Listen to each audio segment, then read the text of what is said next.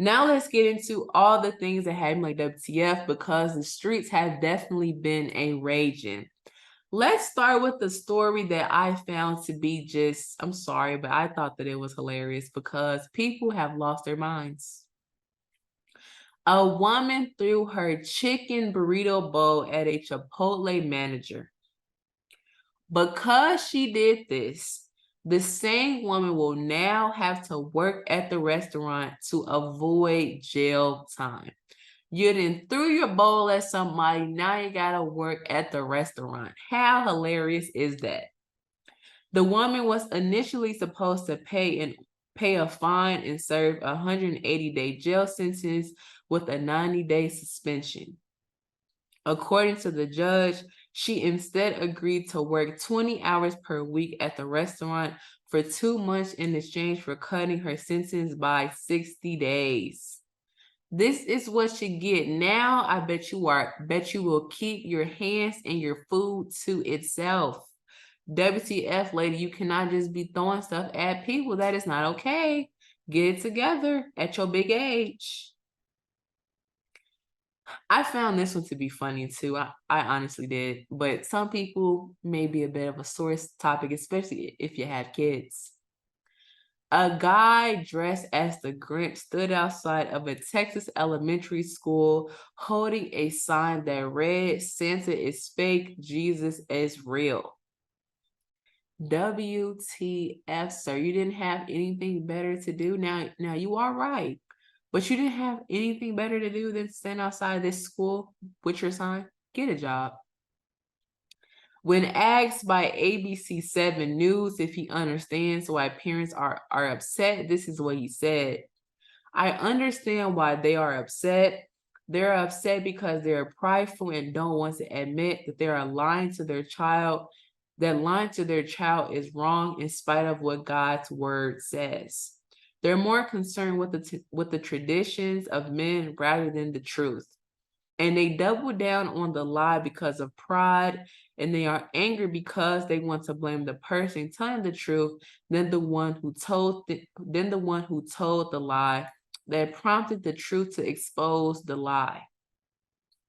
They don't want to be seen as a liar in the eyes of their child, but the facts say they are."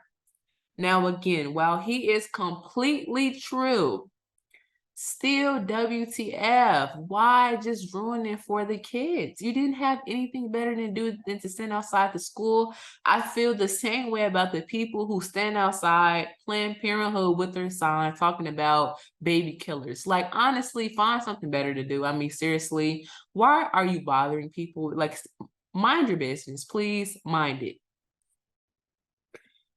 This is like beyond me. As a caffeine drinker, I'm like, what is going on here? Now I'm starting to be scared about my caffeine intake, because too much caffeine can like kill you. I had no clue. No clue. A second death is linked to the caffeinated charged lemonade drink sold by Panera Bread. This has raised questions about the safety of ultra caffeinated drinks and how much caffeine is too much. It's the second lawsuit brought against Panera this year over its lemonade. I heard about the first story before, it was not that long ago. It is shocking to me that there's another one. If one death happened, I understand that you have to make money, but you have quite a bit of products on your menu. Why not just take this drink off until you investigate what its impact is? Why just keep it on there? And WTF, I learned today that too much caffeine could potentially kill you. And here I am getting 2 iced caramel macchiatos every day. Like, my goodness. This is an update from a previous WTF moment where I talked about in North Carolina, more than $100,000 worth of THC-infused candy was confiscated from North Carolina gas stations. Here's an update to this whole story or ordeal.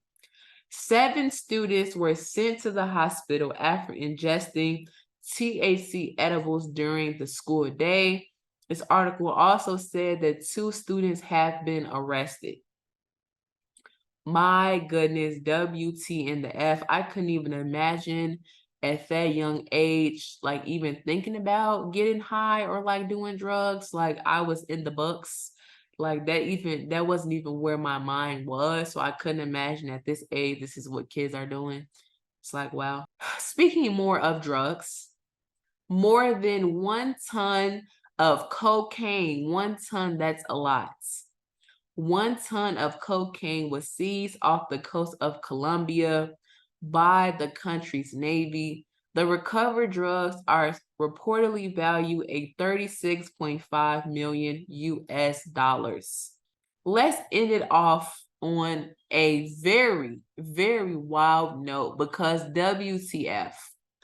Do y'all remember those GMA hosts that went viral because reports came out that they were dating while both of them were still married? If y'all can remember, that was a whole thing. Them people got taken off air because GMA did not want to have to deal with that. Because, like, if they were in fact married and sleeping together, if those two both had spouses, were married, and then they're having an affair, that was foul. A lot of people feel like that was foul, and people felt like they were being real handsy while live on the set. So GMA said, y'all gotta go. Can't work here. Y'all can work somewhere, but y'all can't work here. Aside from those two, those 2 anchors who were let go by GMA, aside from them full-blown confirming their romance, they've done a recent red carpet appearance where they were all kissing and hugging, just googly-eyed.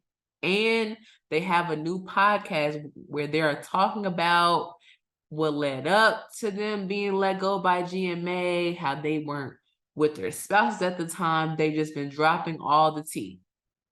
Aside from that being foolish and ridiculous to me, new reports are coming out that their spouses are now allegedly dating.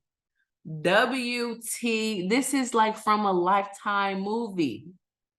You have 2 people who apparently, allegedly, were dating while they were both married, while they both had individual marriages.